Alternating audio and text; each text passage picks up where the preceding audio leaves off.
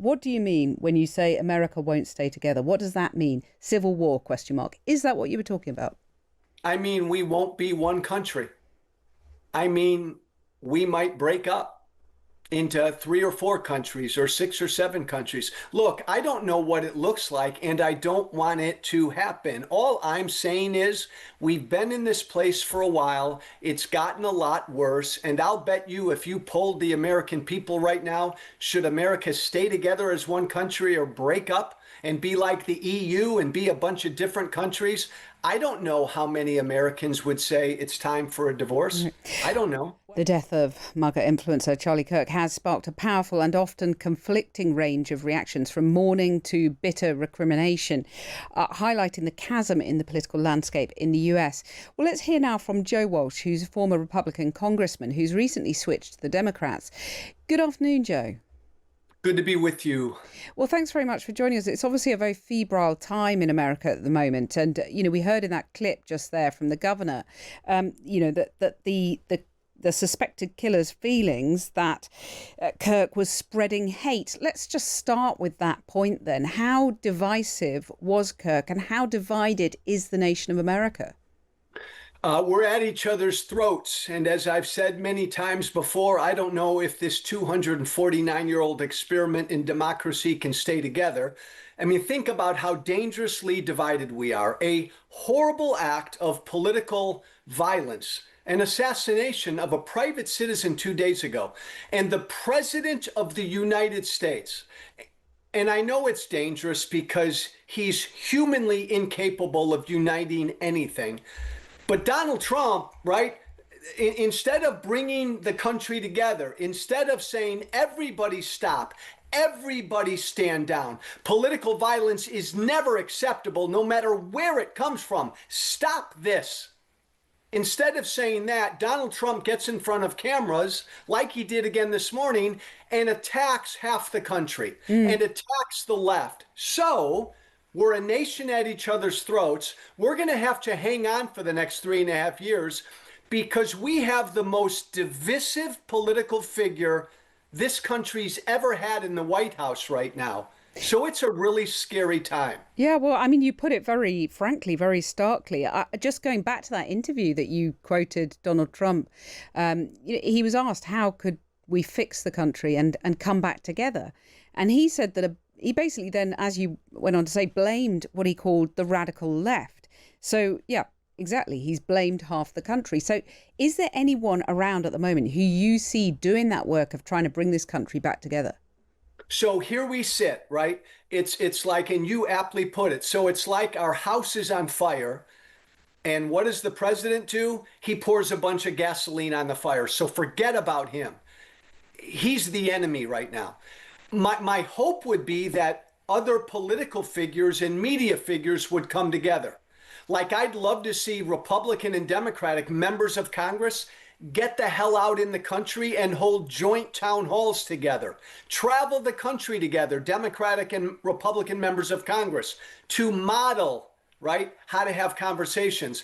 I'd love to see voices on Fox News and voices on MSNBC do the same thing. Do you have any hope together. that will happen?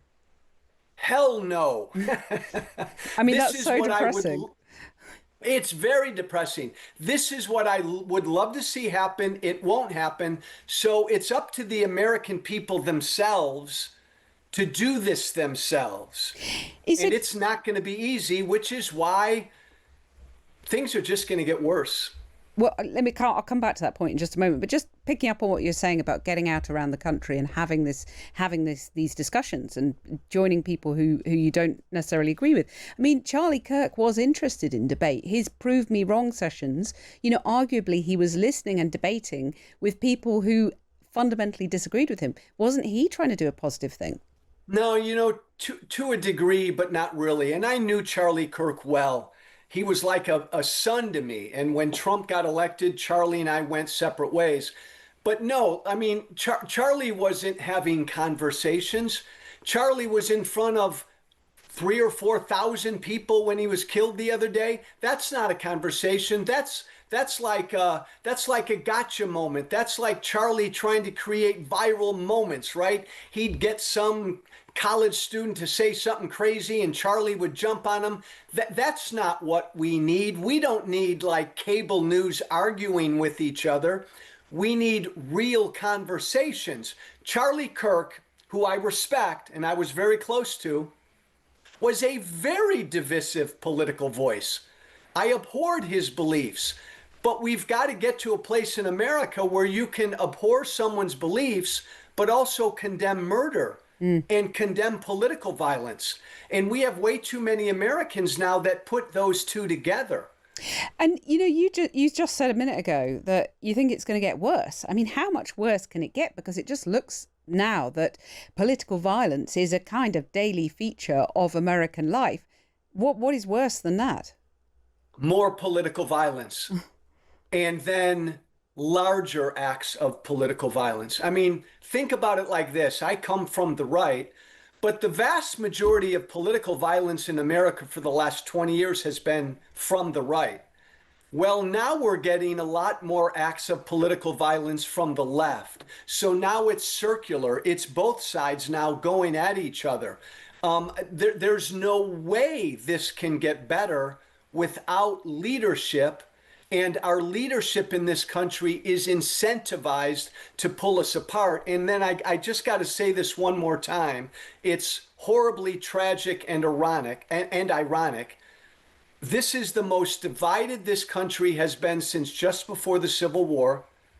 And we have the most divisive political figure in our history in the White House right now. Well, that's a powder keg. You just mentioned Civil War there. There was a film not that long ago which depicted Civil War in America. It was a dystopian work of fiction, obviously. But, I mean, it doesn't sound that fanciful to some people watching what's going on. No, I don't think most people fully realize how divided we are. I don't think the rest of the world fully realizes how divided we are. I'm a former member of Congress. I was in Congress 10, 12 years ago. That was before Trump ever first got elected. And back then, I was wondering, can America stay together?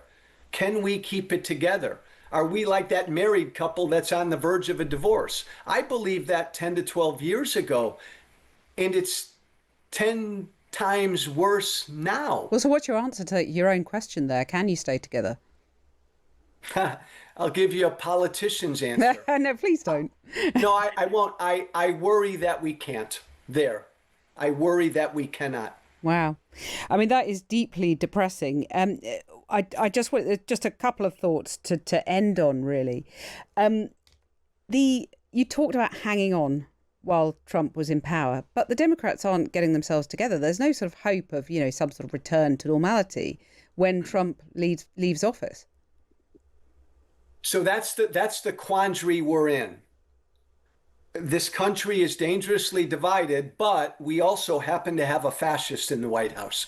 So like, I mean, he was democratically elected by half the country. So I mean, that's quite extreme to say that, isn't it? And 99% of what he's done in the last 7 months is unconstitutional, above the rule of law. And he's attacking democracy left and right. Let us not forget, this is the only guy in American history who lost an election and then tried to overthrow that election. We put him back in the White House. So he's an immediate threat. That immediate threat needs to be defeated, and then we need to pull the country together. The Democratic Party is trying their best to figure out how to do that, and they don't really have their act together. So this is a tough time.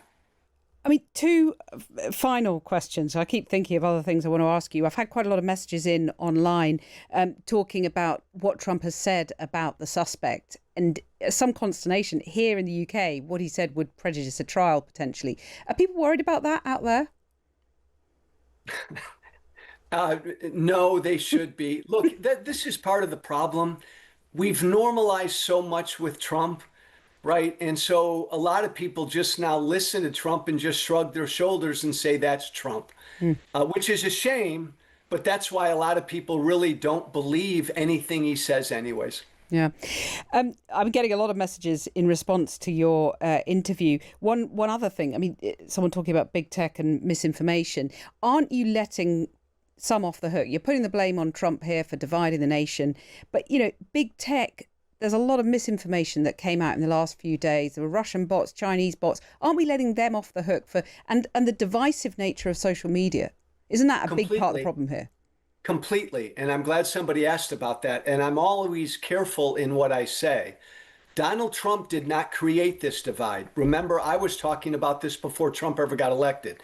Donald Trump didn't create how broken and divided we are. He's the ugly product of it, and he's making it a lot worse. But you're right, and big tech and billionaires, right, with their social media and tech companies have these all that pull us apart as well. Media pulls us apart. Everybody's to blame. I agree. Well, on that note, I want to put another message to you from a listener, Paul, who says, your last guest, you accused Trump of fanning the flames, and yet he calls him an enemy and a fascist. How does this calm things? How does this help? Aren't you guilty of the same divisive rhetoric? No, anybody who would tear this country apart is this country's enemy. Anybody who would lose an election and not accept the result is this country's enemy. Absolutely. And again, Bo, that's a really good point he brought up. And I fall victim to this. Donald Trump is so bad that when you call him out, it sounds like you're really extreme. But we can't normalize what he is. Right. You've explained that point. Just final question from one of our listeners then. We discussed this, but maybe I didn't quite pin you down enough. Tansy says, what do you mean when you say America won't stay together? What does that mean? Civil war, ? Is that what you were talking about? I mean, we won't be one country. I mean, we might break up into 3 or 4 countries or 6 or 7 countries. Look, I don't know what it looks like, and I don't want it to happen. All I'm saying is we've been in this place for a while. It's gotten a lot worse. And I'll bet you if you polled the American people right now, should America stay together as one country or break up and be like the EU and be a bunch of different countries? I don't know how many Americans would say it's time for a divorce. I don't know. Well, these are huge questions. Thank you so much for sharing those thoughts with us, Joe Walsh. Great to have you on. Former Republican congressman there who's recently switched to the Democrats.